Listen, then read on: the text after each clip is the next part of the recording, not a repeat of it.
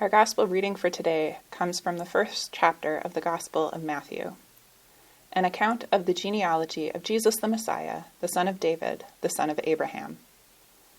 Abraham was the father of Isaac, and Isaac the father of Jacob, and Jacob the father of Judah and his brothers, and Judah the father of Perez and Zerah by Tamar, and Perez the father of Hezron, and Amminadab the father of Nahshon, and Nahshon the father of Salmon, and Salmon the father of Boaz by Rahab, and Boaz the father of Obed by Ruth, and Obed the father of Jesse, and Jesse the father of King David. And David was the father of Solomon, by the wife of Uriah, and Solomon the father of Rehoboam, and Rehoboam the father of Abijah, and Abijah the father of Asaph, and Asaph the father of Jehoshaphat, and Jehoshaphat the father of Joram, Joram the father of Uzziah, and Uzziah the father of Jotham, and Jotham the father of Ahaz, and Ahaz the father of Hezekiah, and Hezekiah the father of Manasseh, and Manasseh the father of Amos, and Amos the father of Josiah, and Josiah the father of Jeconiah and his brothers at the time of the deportation to Babylon.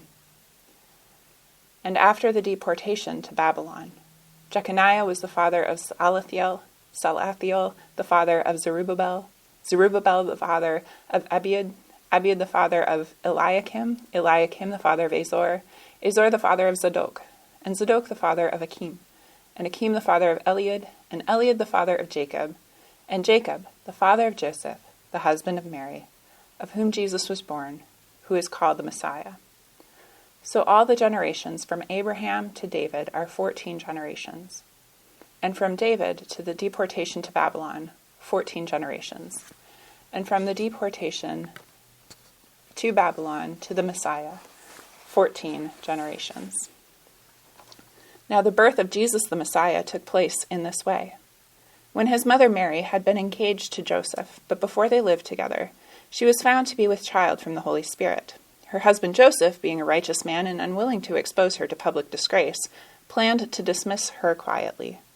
But just when he had resolved to do this, an angel of the Lord appeared to him in a dream and said, "Joseph, son of David, do not be afraid to take Mary as your wife, for the child conceived in her is from the Holy Spirit. She will bear a son, and you are to name him Jesus, for he will save his people from their sins." All this took place to fulfill what had been spoken by the Lord through the prophet. "Look, the virgin shall conceive and bear a son, and they shall name him Emmanuel," which means, God is with us. When Joseph awoke from sleep, he did as the angel of the Lord commanded him. He took her as his wife, but had no marital relations with her until she had borne a son, and he named him Jesus. The Gospel of the Lord. Praise to you, O Christ.